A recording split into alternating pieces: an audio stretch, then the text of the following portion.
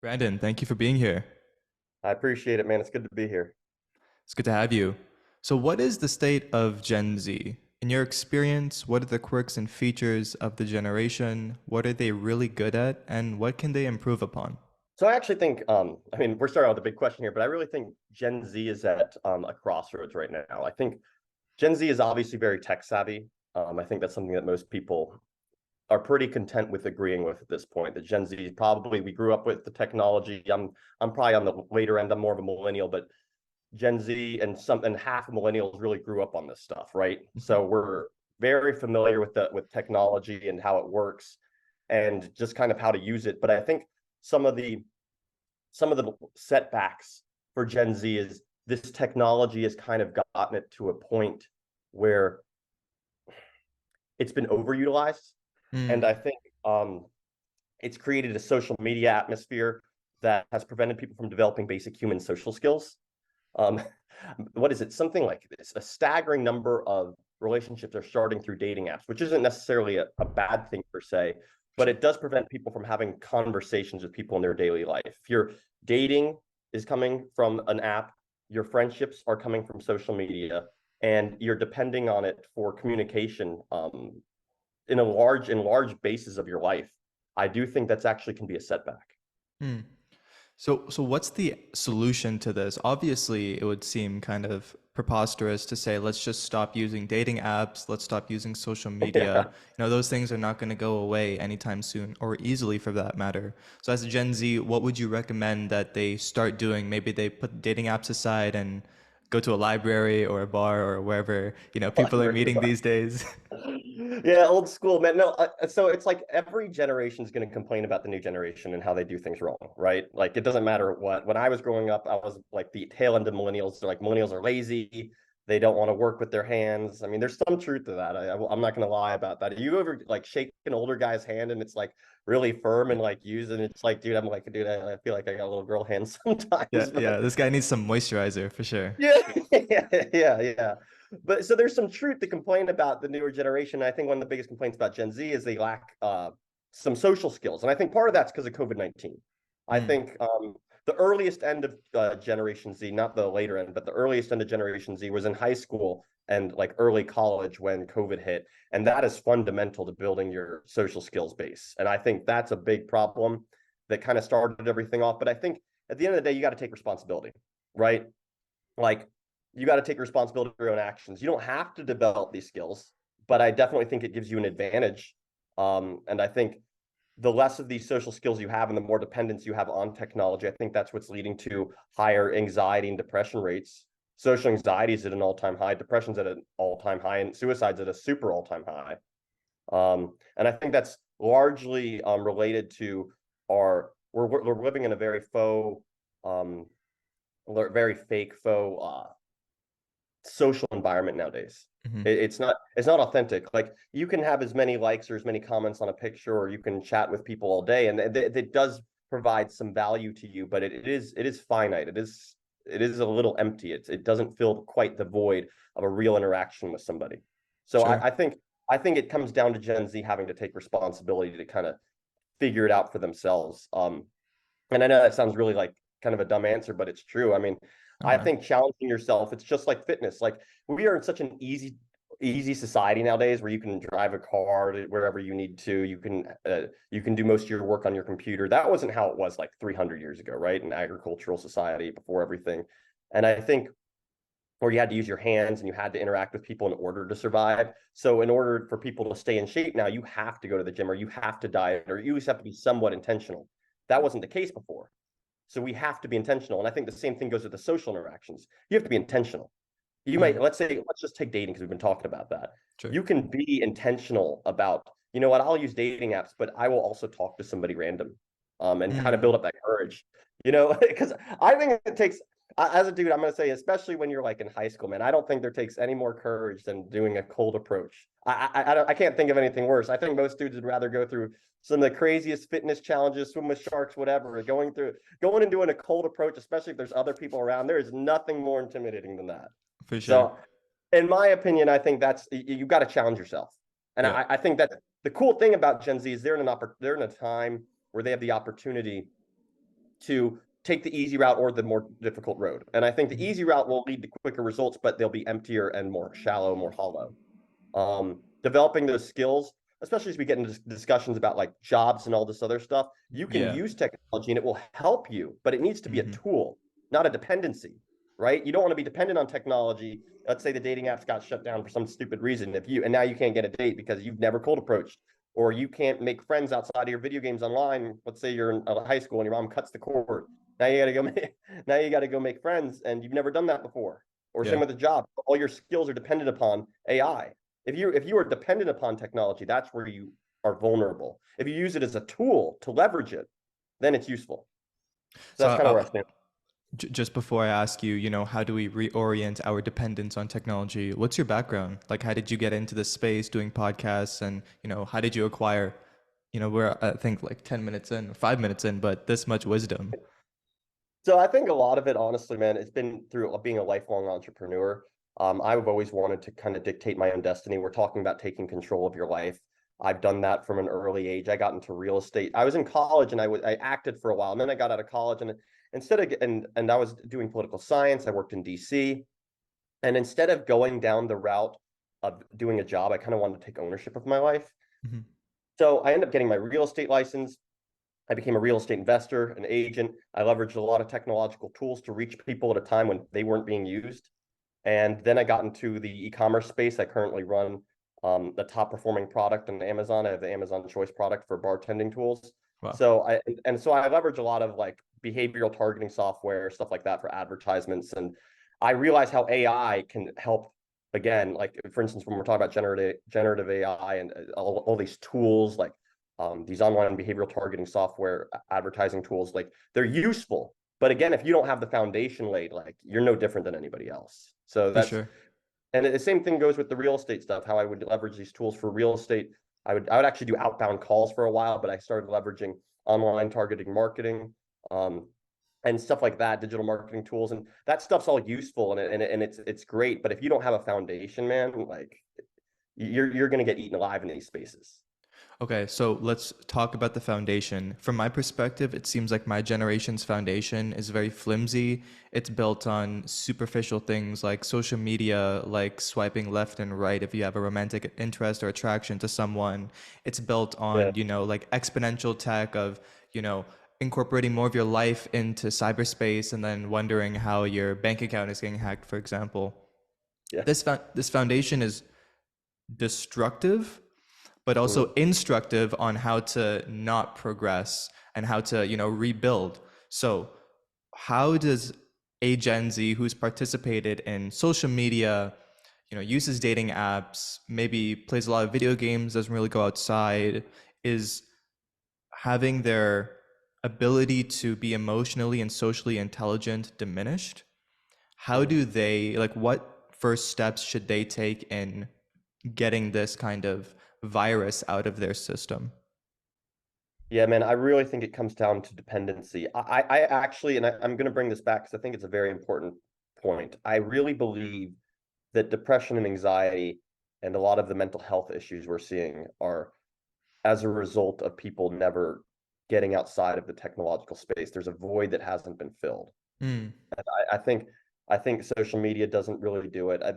The more I found in my experience, and this is anecdotal, so this sure. isn't scientific based at all, but in my experience with working with people, the more that somebody is isolated and gets their whatever basic human needs of social fulfillment, uh, that's coming through technological apparatuses, I have found those people tend to be the most lonely, the most depressed, the most deal with the most anxiety. If you don't do something, you're gonna be more anxious about it, right? Like even public speaking, the more you do it, the more comfortable you are. The less you do it, the less comfortable you are. If you don't talk to people, you're going to be more nervous talking to people. Your social anxiety is going to be through the roof.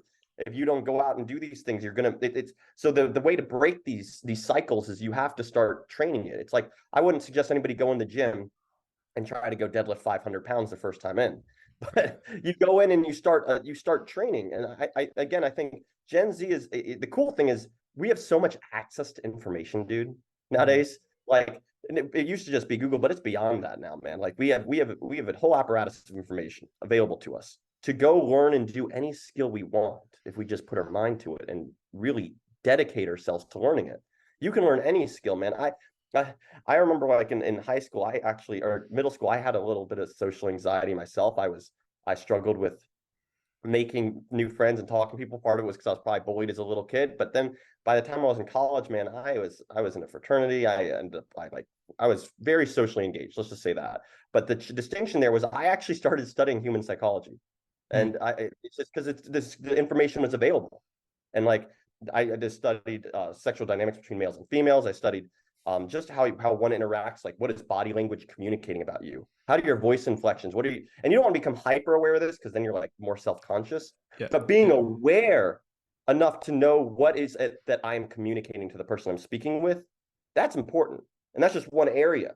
You can take the gym. You can take, as I said, these social dynamics. You can take anything outside of that, even like honestly, just even the technology itself. If you're struggling learning, let's say generative AI, you're like, wow, what is all this? Blah, blah, blah, blah, blah. How do I use this, man? The information is available to you. And I think we live in this, you don't want to create a victimhood mindset for yourself where you don't believe you're capable of escaping. Because if you truly believe that you are incapable of learning a skill or doing something, then it's true because you believe it.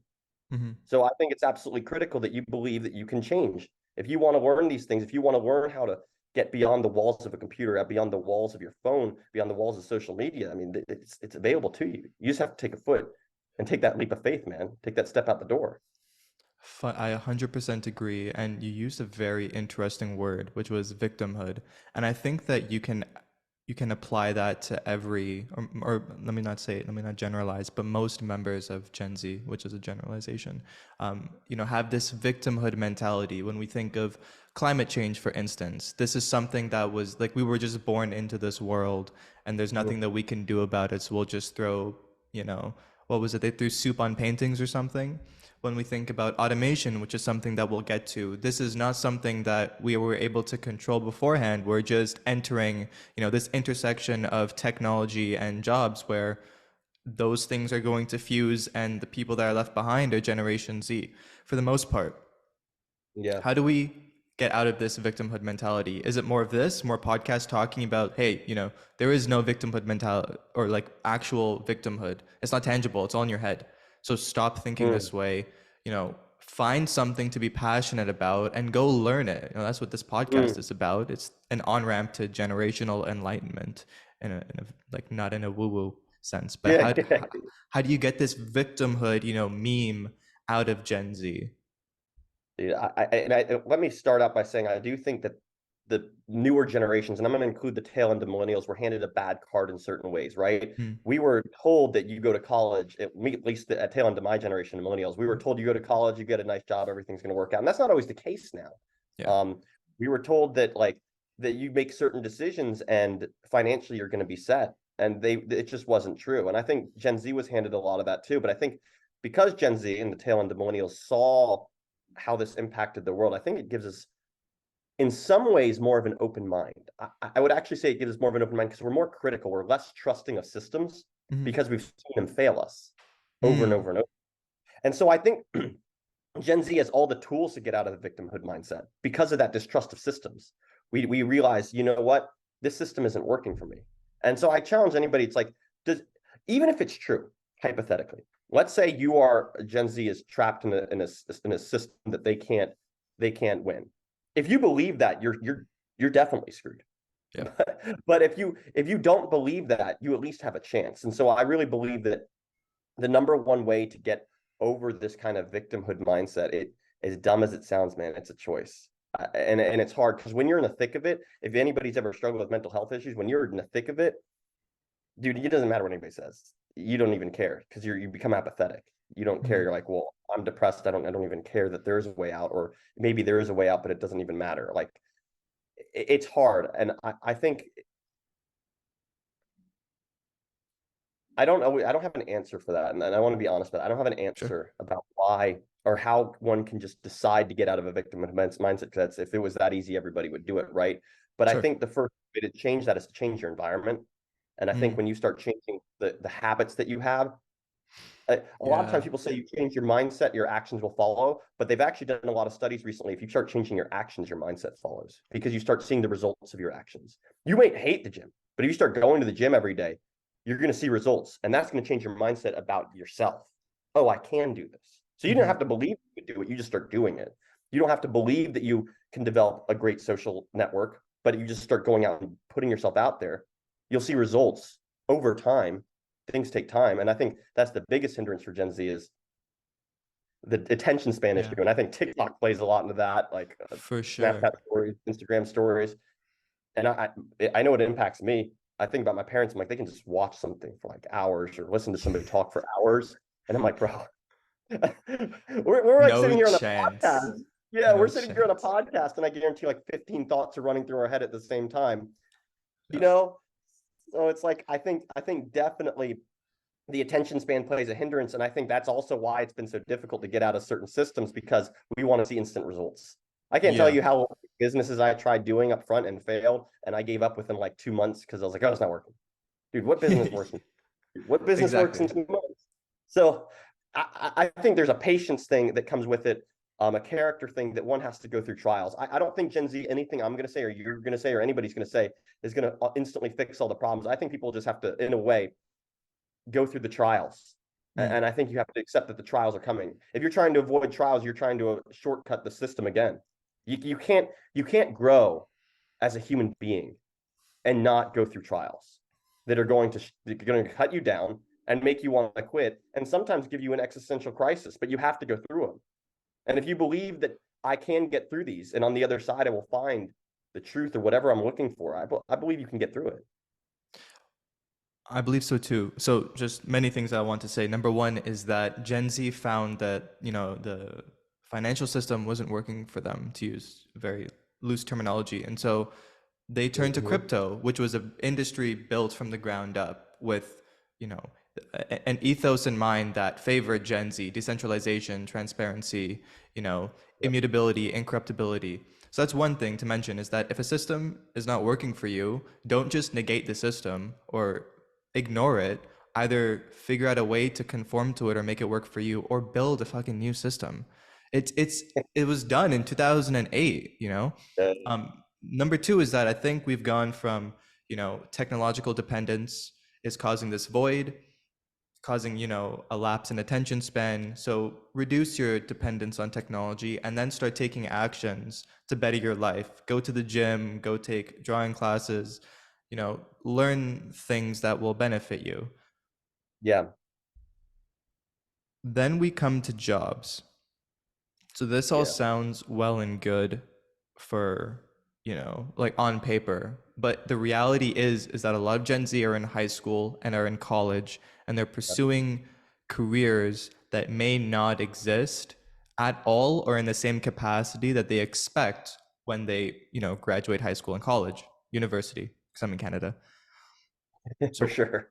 we talked previously, are we at the fourth industrial revolution? And what does this mean for jobs? And how should a Gen Z kind of think about and start taking action for their future careers? I think we spoke about this, like you said before, and I really do think in certain ways we are, but in certain ways we're not. And here's why I want to say why we're not before I get into why we are. Sure. Why we're not is I think Gen Z has to be the most adaptable generation that's ever been on the face of the earth.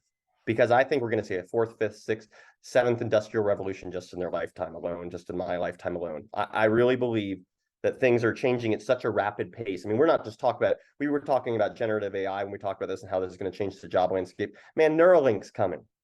Mm. Are you familiar with Neuralink? For sure. Uh, For sure. yeah, For sure.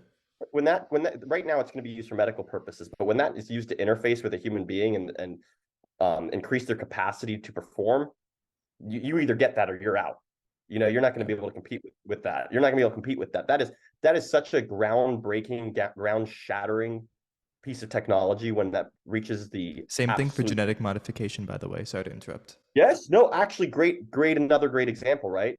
How are you going to compete with the kid that was genetically modified to be near Yeah. perfect? We're Yeah. going to be, you and me are going to be irrelevant in like 20 Yeah. years if they do that, like we're going to be useless. They're going to be 10-year-olds who are more useful than us. And Insane. so I actually think that's another really great example, man. I really do. I think in a way it is, because I think we've now reached the threshold in society where you have to consistently adapt. And I think Mhm. that's the revolution. I used to think it was each individual piece of technology. It's not. It's at the point where you're either an adaptive person or you're not. Mhm. And if you don't learn to be adaptive, you're getting left behind. I don't. That's why when you say, "What do they do when they're in college and the jobs they're expecting to be there aren't there?" Well, that's the problem. I wouldn't expect any job to be there, man. I would just develop a skill set that allows me to be fluid. I mean, again, let me give you a little rundown of what I've done to be where I'm at in my life, man. Sure. I went to school with a political science major. I acted in an undergrad, worked in DC, came out, did real estate. Um, Ended up being with the military, and I am also working as the associate pastor at a church now. But like that doesn't make sense, right? But it was what you have to adapt to the opportunities that have been presented to you, and adapt to the situation with the skills that you have. I'm not saying you can't go down one career, and I think you should. I think you Mhm. should focus. You need to focus your efforts on something to get good at it. Problem is, if you're dependent on any particular job being there, when we're living in this age, I think that limits you. Most of the people, jobs used to be, you'd get a job like even just 40 years ago. You get a job, you were at that job till you retire. Yep. That does not happen anymore. That does not happen. Even if you are in the same field, people change positions within the field because they have to adapt to what is needed by the company. And if you are not adaptive, you will be left behind. So I But think I think Brandon, that's a big thing. Go ahead. for sure. No, I agree, but it just it bugs me that, we talked about the high levels of anxiety, depression, and unfortunately suicide in the generation, or maybe not just in the generation, but recently. We also talked about the victimhood mentality of Generation Z, for better or for worse.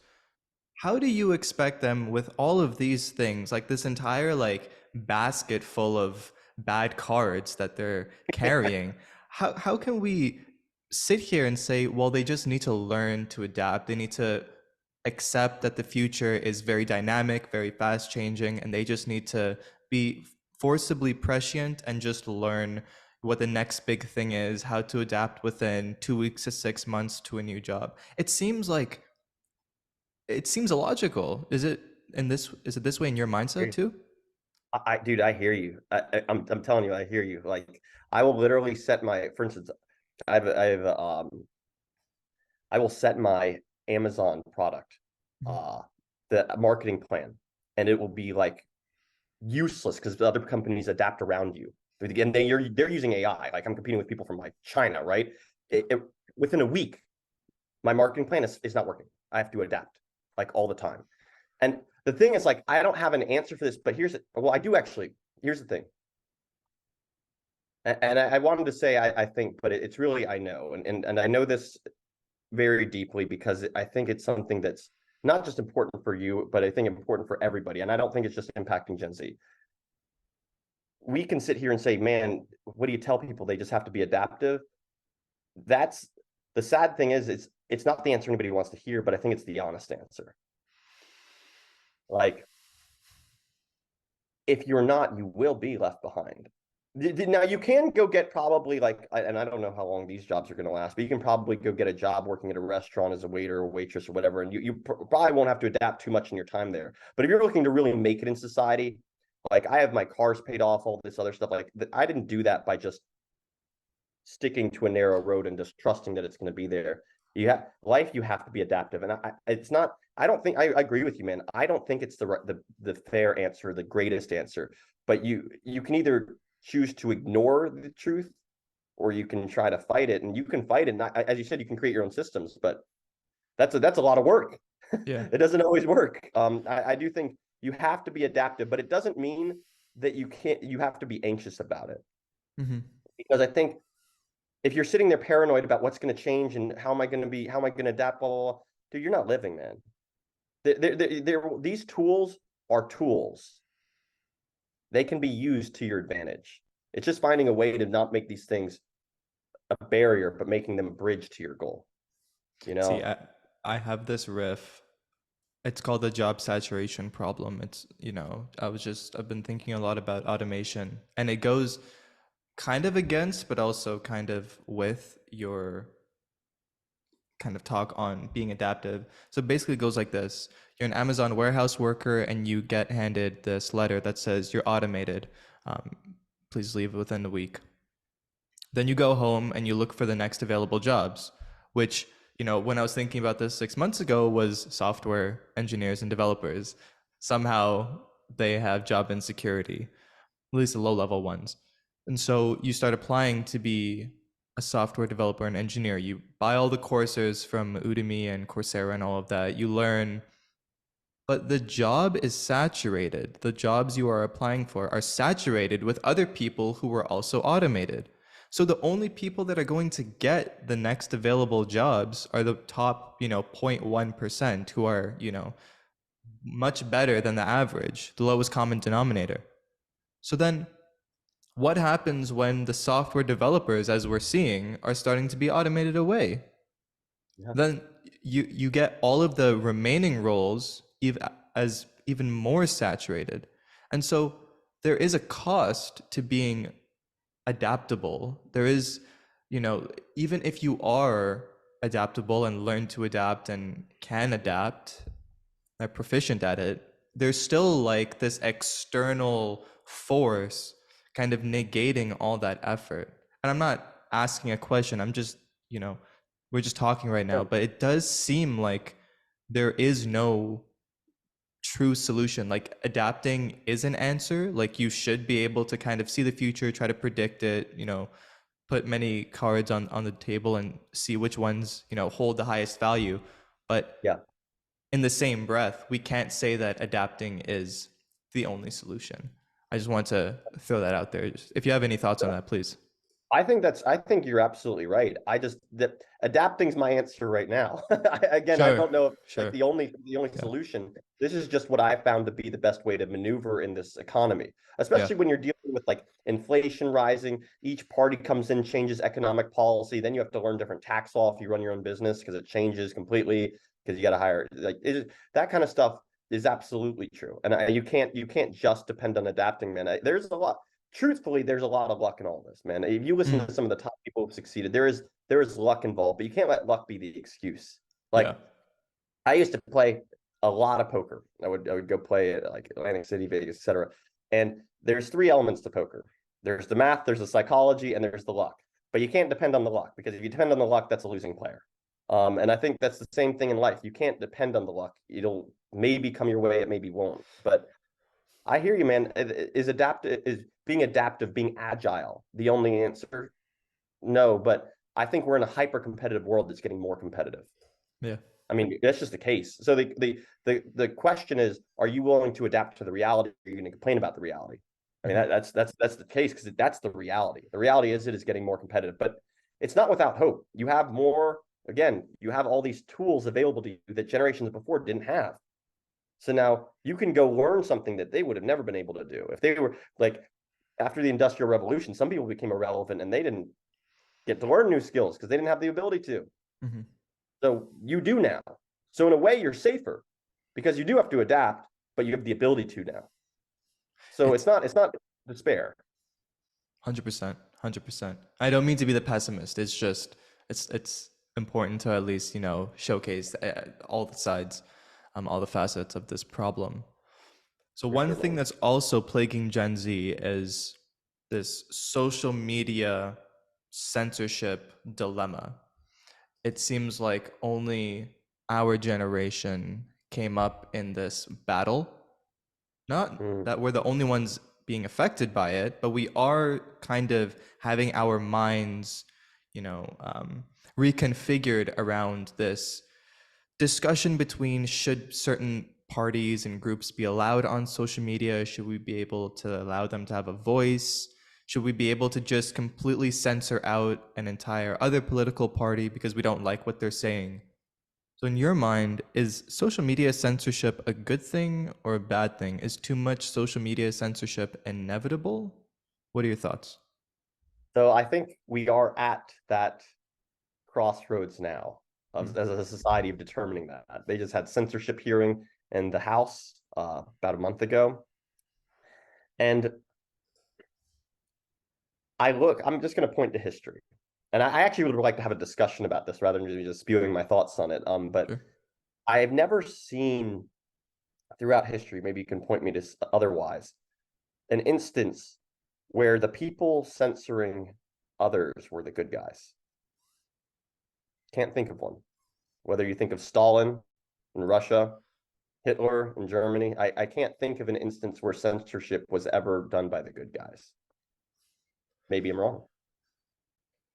I don't think you're wrong, but this entire conversation kind of brings me back to our access to information. If Okay. I'm if I'm a young Gen Z, my mind is very fluid. My brain is very fluid via neuroplasticity. Like I can be swayed many different directions, like wind.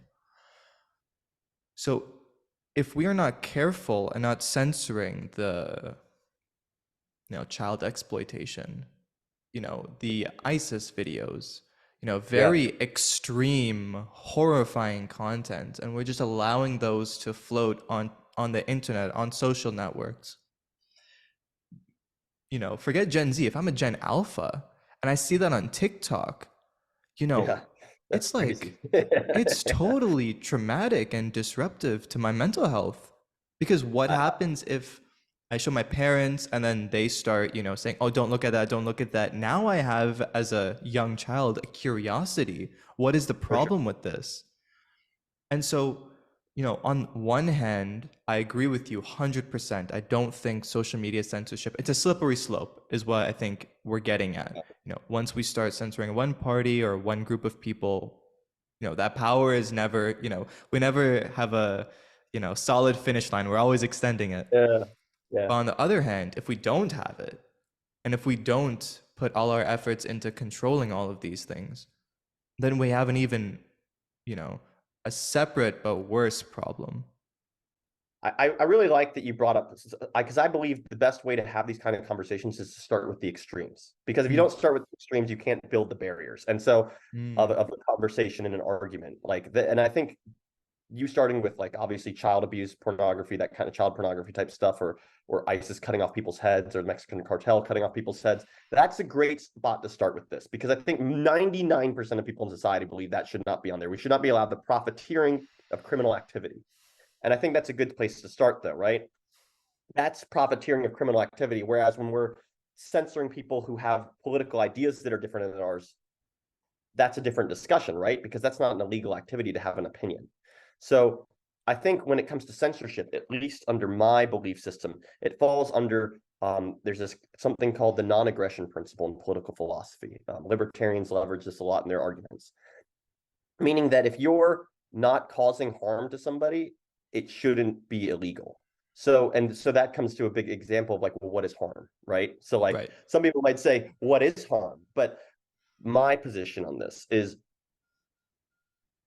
when you're when you're censoring illegal activities that are profiting off of criminal enterprises that are actually killing, murdering, etc., doing something to human beings that is a human rights concern, that is something that should be censored. I think most people would agree with that. However, the discussion of these ideas should never be censored. I don't think any discussion should be censored. So this is my position on this. So I don't believe that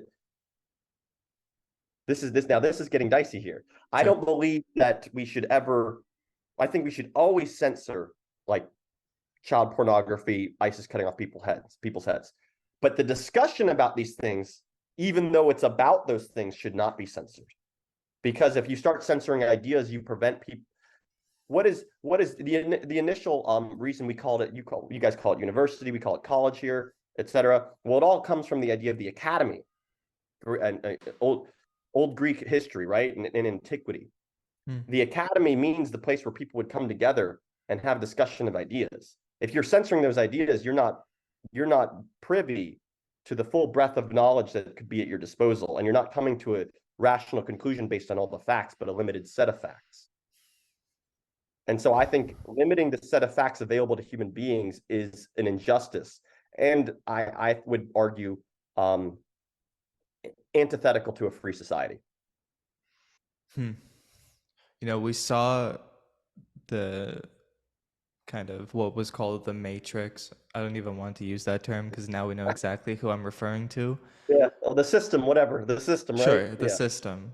Yeah. We saw the problems in a very clear-cutted display with Mm, the Andrew Tate fiasco. And one of the things that I guess since we're here, I'd like to comment on is that the problem isn't just about what he said in my eyes.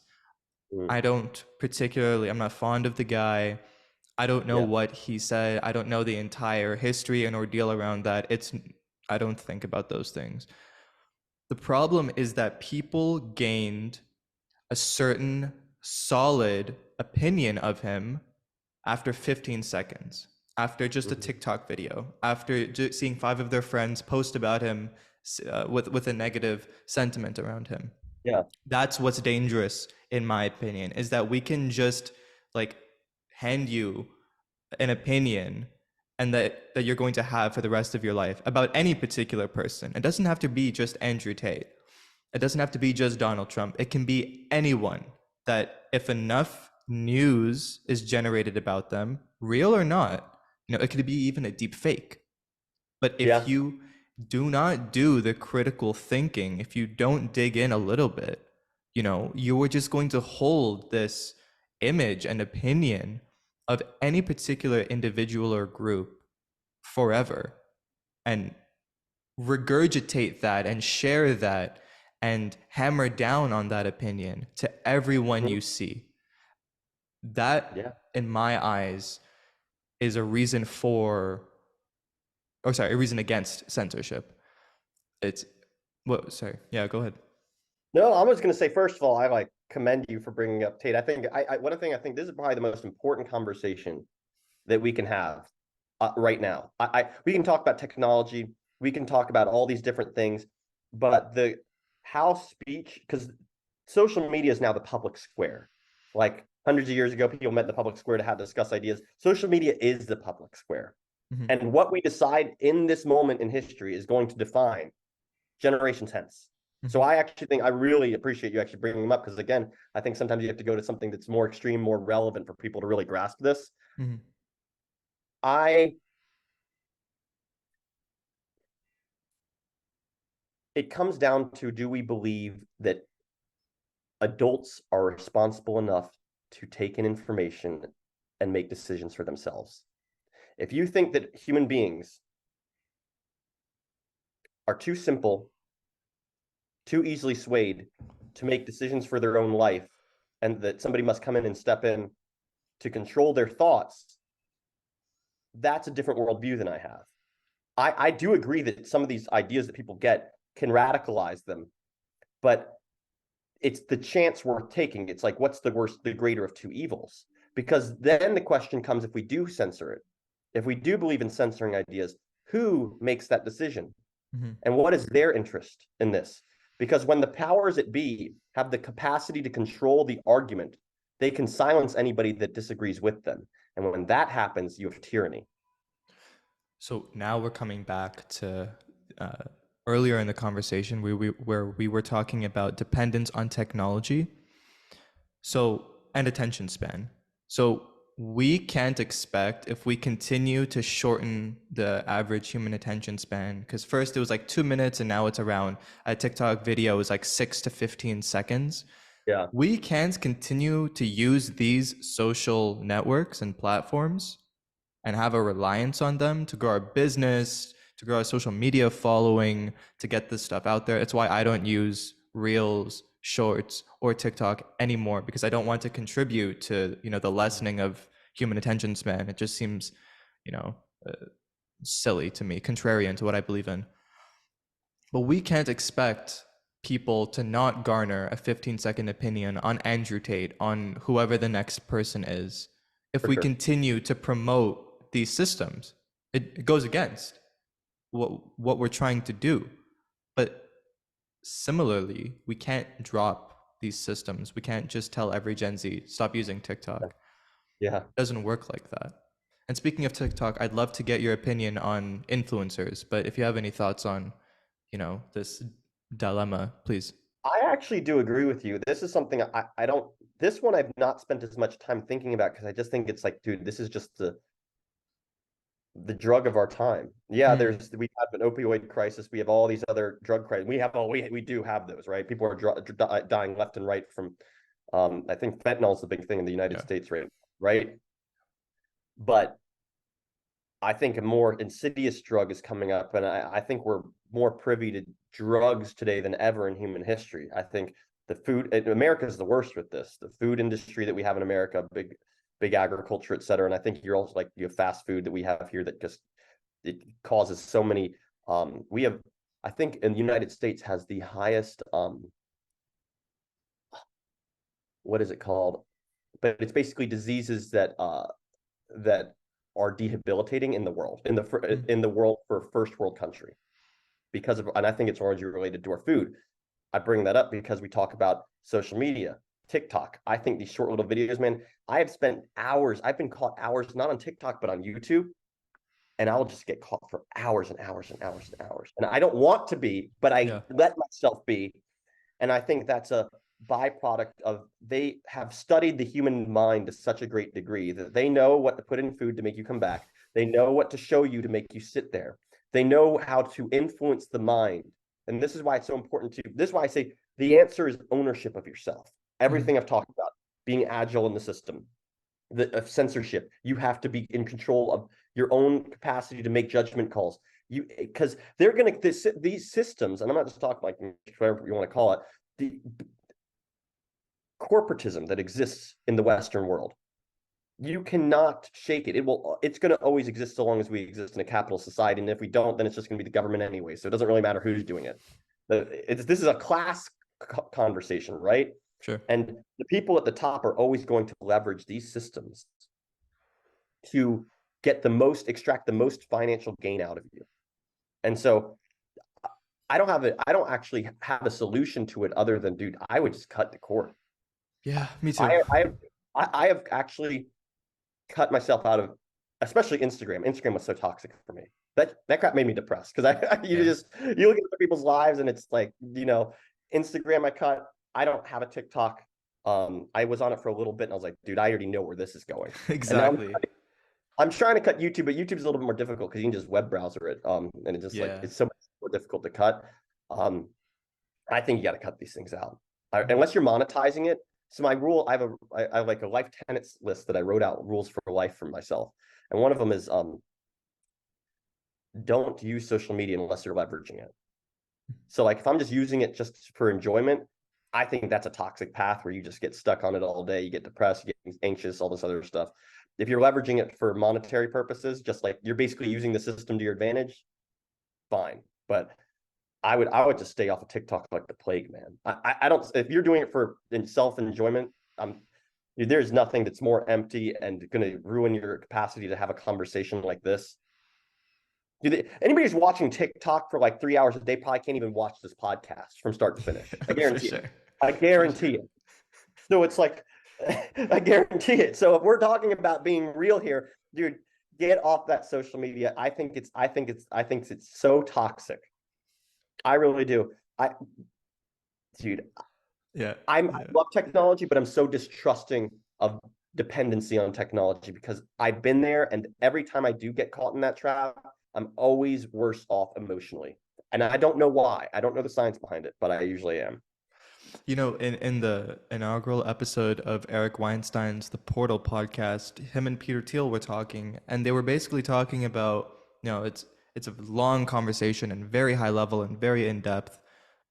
But Peter Thiel basically said, we have everything from Star Trek.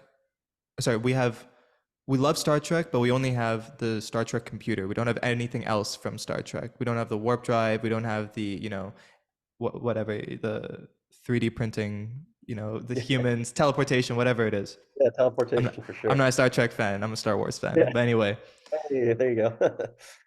you say that you're distrusting of technology. I'm disappointed in technology because it seems like if we have exponential tech, why are we all being affected in this way? It's like we have exponential tech, but we don't have an exponential increase in our wisdom and our ability Mm. to understand. It's like that's something that technology was supposed to augment, but it's not right now. Because I don't think the people creating it are looking to do that. I think if they were, we could.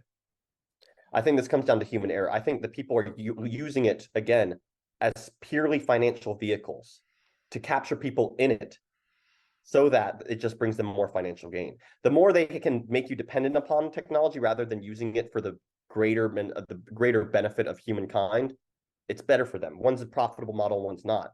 It's the same thing. It's in America, we have a huge healthcare issue here because we don't do preventative healthcare. We do treatment healthcare. Mm. We do reactive healthcare. Why? Because it's not preventative healthcare is not profitable. Go to the gym, eat healthy, blah, blah. They don't make money from that. They need you to get, and this is what it actually was. I forgot the term before. Chronic illness in the United States is the highest of any first world nation Mm. because we do not care at all. The healthcare system doesn't even help pay for preventative measures, almost not to the degree that you will see in other countries.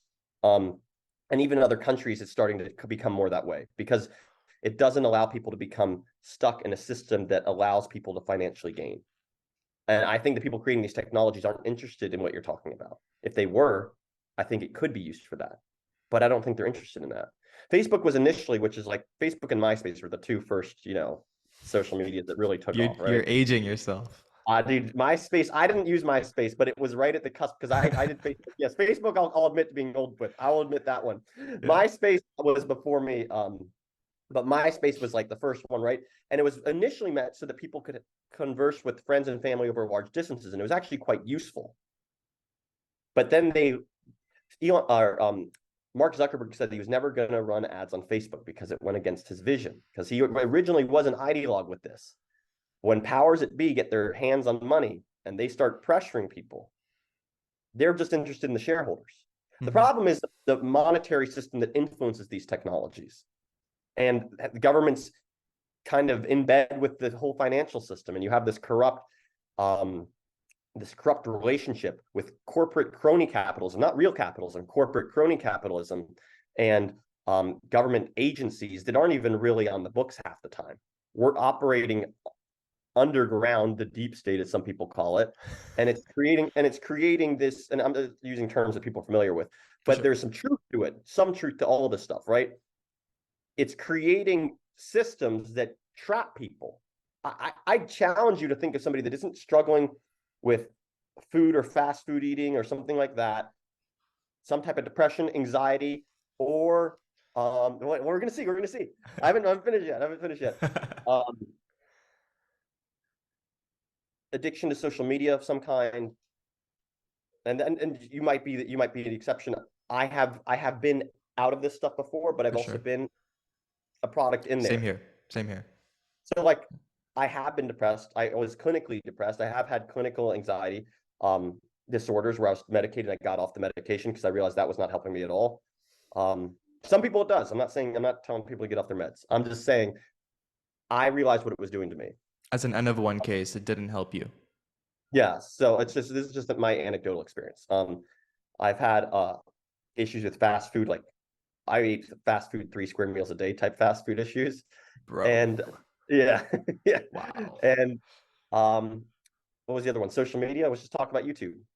Man, I've had so many issues with YouTube, just being But caught up on it. the most important thing is that you got out of all of it. Yes, That's the biggest takeaway, is that yes, you had all of these things afflicting your, physiology and biology, your mental health, but you still were able to get out of it. You were still able to find some way, some light at the end of the tunnel to go forward to. And yeah, that's the most important thing.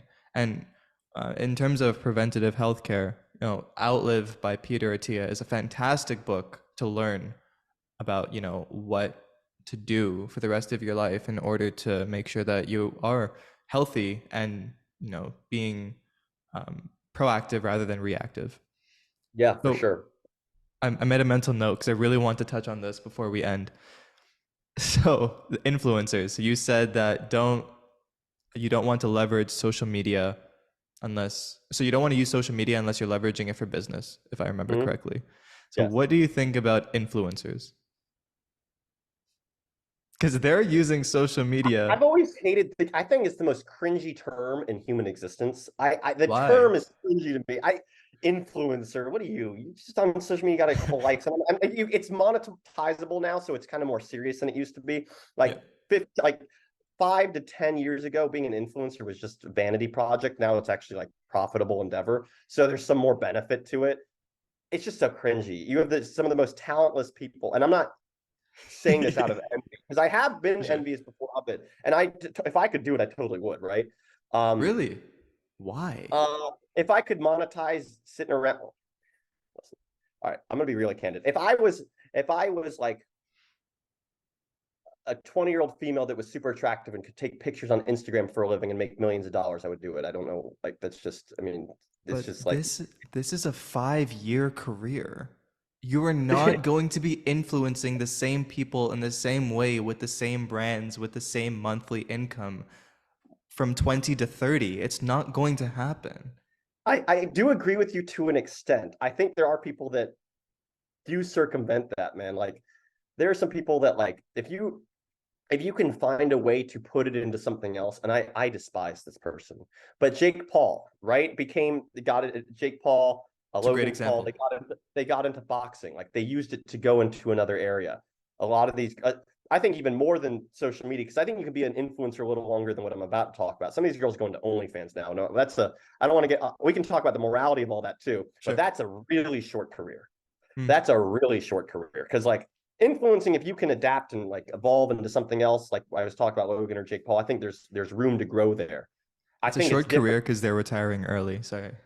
Yeah, but like when you're talking about like the OnlyFans, dude, that's a short career. And if you can learn how to, once you get your money, invest it properly, it's not useless, right? Because you got quick cash, you invested it. But if you're just spending like a spendaholic, like one of these shopaholics out here, and you think that's always going to be there because you're just selling your body online, it's not going to be there. Like you're saying, if you got 5, 10 years maybe doing that. But what my position on influencers is like, what are you trying when people call themselves influencer but they're not actually influencing? I think that's a disingenuous term, Okay. right? Like if you're just taking vanity pictures of yourself, male or female, I'm not saying anything about any specific gender, that's not influencing. You're, I think, a more appropriate term is a model. And influencers, if you're going to be using that term, you should be looking to advocate for some type of cause, because what are you influencing otherwise? So, and I think it kind of goes into, you know, I think there's a void, and we were talking about how technology is in the way of the void, but I think there's something deeper, more existential thing. People are looking for meaning. We were talking a little bit of before this about like God. some greater, yeah, God, something greater beyond yourself. I think that's where the biggest void is. People are looking for meaning outside of themselves. 100%. I want to get there, and I have a lot of things to say, to kind of build up to that. Yeah, But now you're the one that's talking about the extremes, just going back to the influencers for a second. Because Jake yeah, Paul, Logan Paul, uh, KSI, who's another influencer? I don't know. We'll just use those three. yeah. Those are Those good. those are the far end of the successful YouTubers and um, influencers, and then they made the switch to boxing. But if I'm 22 and I want to be an influencer until I'm 50, the likelihood of me achieving the same success that Jake Paul and Logan Paul and KSI have So small. achieved in their careers, it's infinitesimal. Yeah. But we are seeing a lot. Like I did a talk in Boston, and there was just like an influencer in the class, like taking pictures, right, taking videos and stuff. No offense to that guy, he was cool, Yeah. but it's like people think this is a viable strategy. This is a viable career. People think that they'll just grow to 100,000, a million followers on TikTok and Instagram, and companies will sponsor them, and they can do, say, act in however way they please. But The it's latter's not. definitely not true. Sure. Okay. We can You talk being about able to that. do what you want, dude, they will control you. Once you get that, if you step outside of what is socially acceptable, you are done. Mhm. If anything, you're more of a puppet after you become big. But But aren't we figuring out why all of these celebrities start like going crazy? It's not that they became crazy, it's that they were just done not being able to act crazy. I think they were Mhm. always crazy. And this, no offense to celebrities, but this is like the problem is that Gen Z are just conforming themselves in a box, whether it's career, whether it's their degree, whether it's being an influencer. And then they're complaining about the box. And then they're being even more affected by this victimhood mentality, by this low attention span. It doesn't look good for them. So, what they need to find is some sort of meaning. They can't just go at this life alone. Yeah. They need something to strive for. They need a North Star. They need something or someone with them at all times. Is religion the answer? Is God the answer? Is a form of spirituality the answer? So my personal opinion on this, I have been uh, atheist, agnostic, Christian, just basic level theist. I've been all of them. I actually studied Islam for a bit too.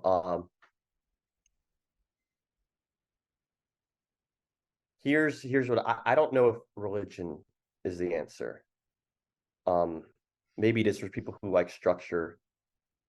I don't know if spirituality is the answer. I've seen a lot of people who are very spiritual, who are get very whacked out. If you're just like you could argue that these people were into astrology, like, oh, I'm a Sagittarius, blah blah blah. Like you could argue they're spiritual. I don't know if that's the answer. No Your comment. Sagittarius rising, whatever it is, man. The like, and that's the only one I even really know because I'm a Sagittarius, so I don't even know what are the other ones like, whatever. But the point is like, I don't know if that's the answer. I do think God is the answer. And here's why. Because I spent so long in college kind of not sure. I was like, I would be like, you know what? This romanticized version of the faith I grew up with, it doesn't really resonate with me when they started like reading certain scriptures that didn't seem to resonate with me. The people I met, I was like, oh, these Christians aren't really good examples of what I grew up with or what I was told who God is.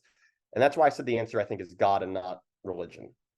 Um, and it came down to a couple different things, but one of them was the concept of truth. If there is not an objective arbitrator of what is true, then truth doesn't exist. If truth doesn't exist, then we are at then human beings get to a point of existential crisis. So without God, how does one measure objective truth? I'm saying that anecdotally, but it's something I think it's important to ask yourself. If otherwise we're dealing with relativism and subjectivism, right?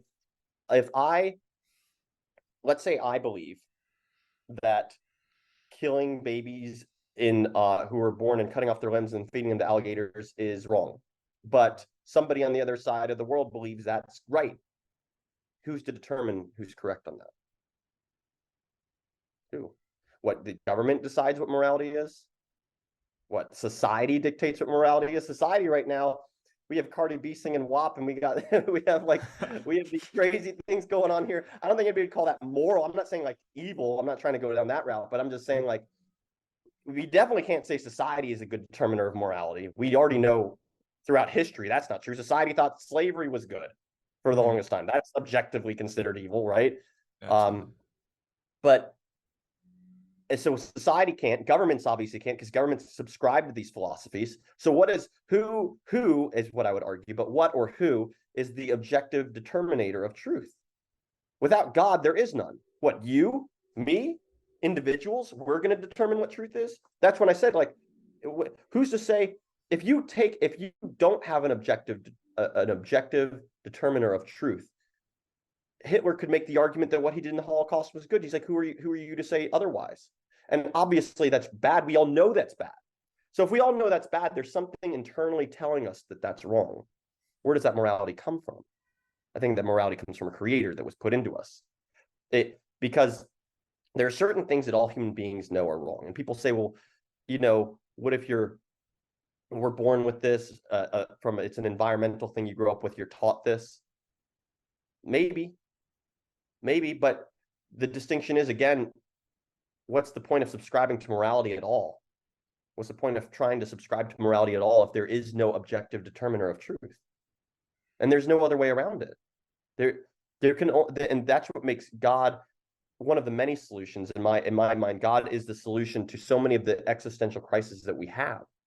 If all you're ever serving, for instance, let's say you, myself, our goal in life is to acquire as many assets as we can to live a life that's comfortable for us and make us happy. Well, every human being in the world is doing that. So what makes you more worthy of that than me or than somebody watching this podcast?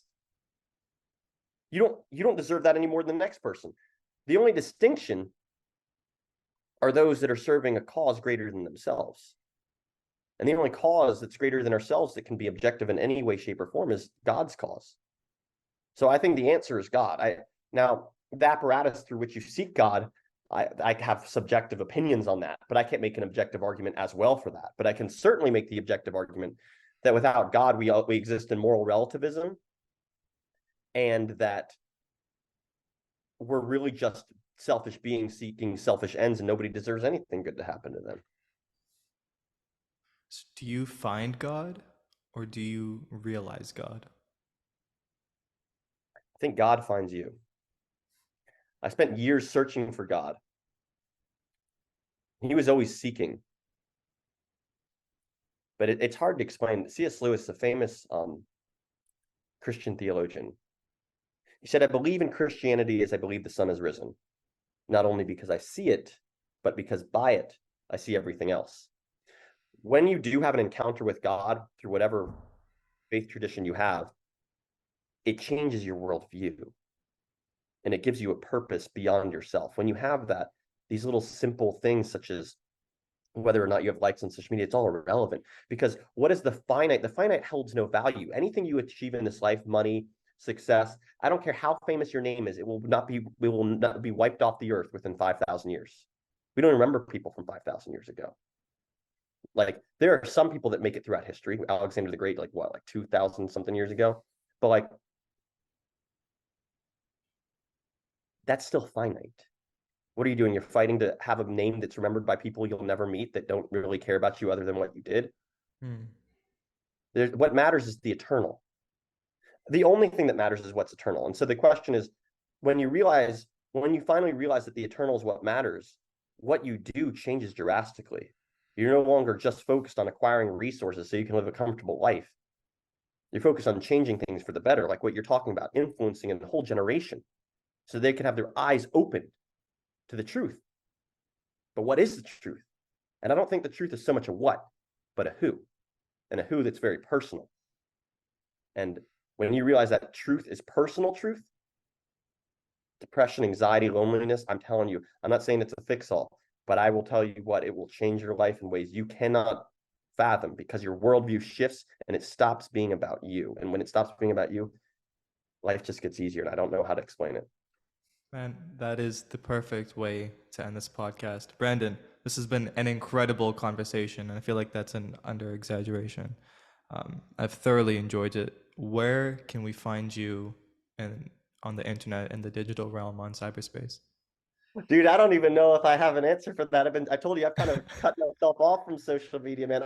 I'm probably going to make, I'm probably going to start going into Instagram eventually to kind of capture that space. I'm at the Brandon Hendricks Sure. on Instagram. That's kind of the only space I plan to eventually go into. Right now, I'm not really on it at all, but yeah, I mean, my plan is I'm going to be writing a book here in a bit, and maybe we can talk again at some point, and I can talk about the Absolutely. book. Absolutely.